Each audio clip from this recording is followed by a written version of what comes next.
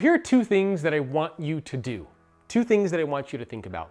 And in fact, after I reveal these, I want you to pause the video and actually do this exercise.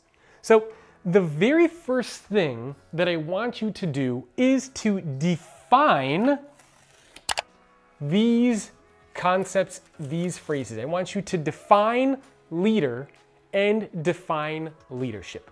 So think about this for a minute. How would you explain the word leader, or how would you explain the concept of leadership to a 5-year-old or a 10-year-old? How would you define it? What would you say?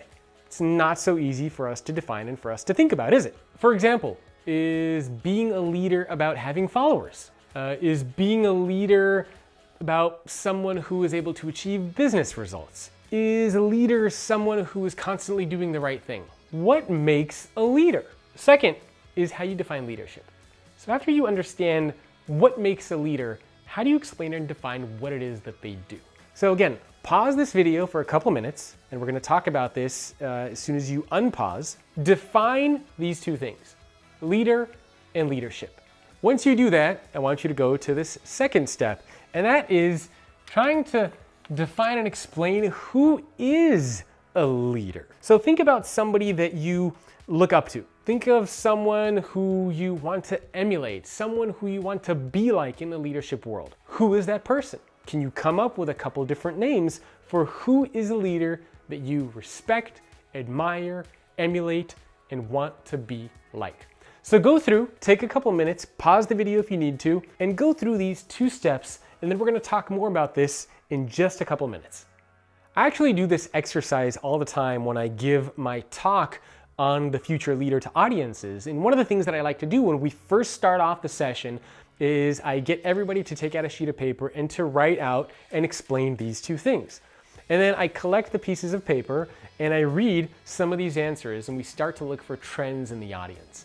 And I started to notice a couple of really interesting things. So when I ask people to give me a couple names of who they think a leader is, a lot of people default to somebody like an Elon Musk, a Jeff Bezos, right? These types of big name leaders running successful organizations. And that's ultimately who we think of when we think of a leader. But we've never met Elon Musk. We've never met Jeff Bezos. We don't know what they're like. Maybe Elon Musk doesn't treat his employees well. Maybe Jeff Bezos doesn't fight for any social causes and he's rude to his employees and he's hurting the environment. Would he still be considered a leader?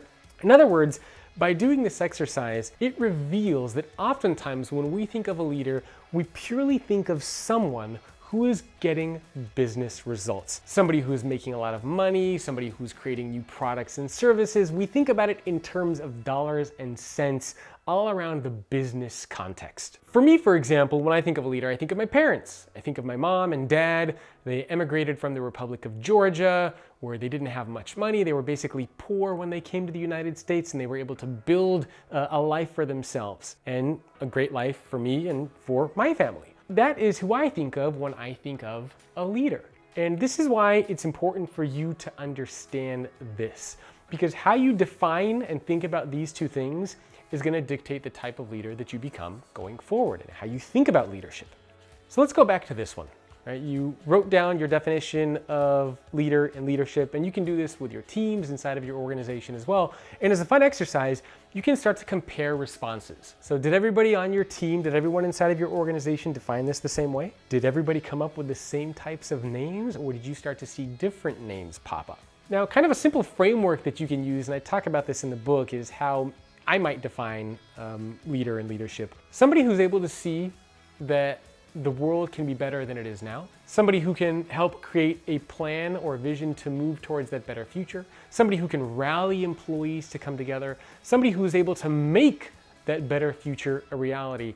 And someone who is able to do that while putting people and humans first. Now, somebody who's able to do that is someone that I would consider to be a leader. That's how I think about it. Your definition might be slightly different. But the reason why this is so important, again, for us to do is because this is going to set the foundation. How you define leader and leadership will dictate the type of leader that you become. Who you believe is a leader will dictate the types of behaviors that you want to emulate. This is why this is kind of the starting point for us to think about and understand leadership and who a leader is.